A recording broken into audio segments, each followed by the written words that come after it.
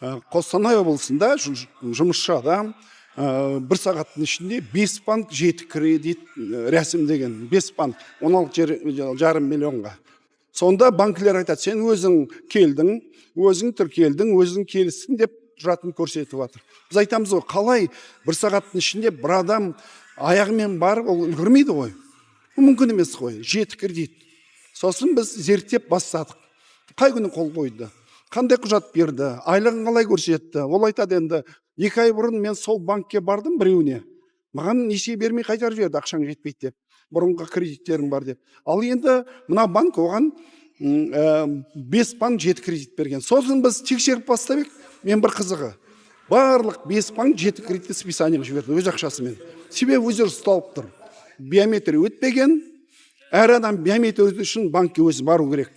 Өз орнына қол қоюға рұқсат бермеген, келісім шарт банкімен жасамаған, сол себептен ол кредит заңсыз болып шықты.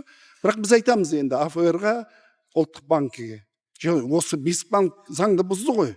Неге списание жасады? Себебі олар заңсыз.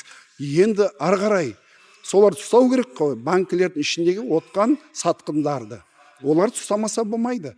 Тек қана үндемей кредиттің бәрін списание шығарған аз.